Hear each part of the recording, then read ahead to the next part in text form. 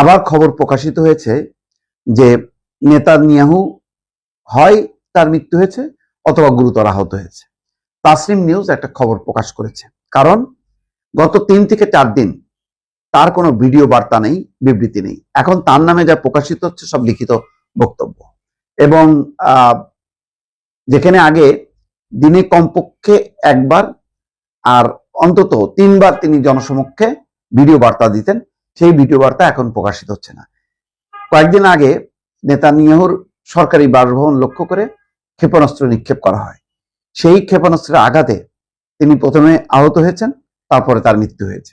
কিন্তু এই আহত বা মৃত্যু হওয়ার ঘটনা চেপে রেখেছে ইসরায়েল।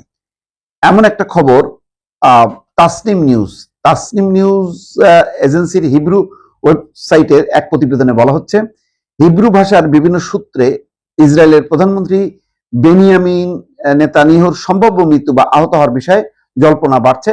এই জল্পনা ছড়িয়ে পড়ার পেছনে কয়েকটি বিষয়কে কারণ হিসেবে উল্লেখ করা হচ্ছে। প্রথমত, নেতানিয়াহুর ব্যক্তিগত চ্যানেলে তার সর্বশেষ ভিডিও প্রকাশে প্রায় 3 দিন পেরিয়ে গেছে। তারপর তার ছবি প্রকাশের পর 4 দিন পার হয়ে গেছে, কিন্তু সবগুলোই আর ভিডিও বার্তা নেই, সবগুলি লিখিত বক্তব্য।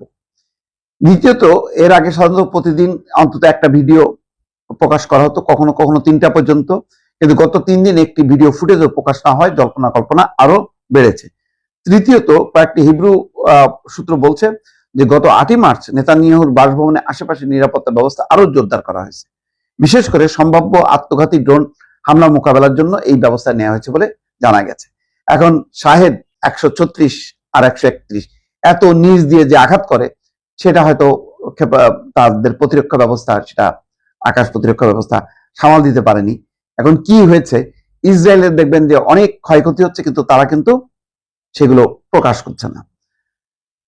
এখানে বলা হচ্ছে যে যুক্তরাষ্ট্রের প্রেসিডেন্ট ডোনাল্ড ট্রাম্পের জামাতা জ্যারেড কুশনার এবং ট্রাম্পের বিশেষ প্রতিনিধি স্টিভ উইটকফের ইসরায়েল সফর আজ হওয়ার কথা ছিল, কিন্তু সেই সফর বাতিল করা হয়েছে। এটি এই পরিস্থিতির সঙ্গে সম্পর্কিত হতে পারে। অর্থাৎ কেন বাতিল করা হলো? তাহলে কি নেতানিয়াহু আহত, গুরুতর আহত, নাকি তার মৃত্যু ঘটেছে?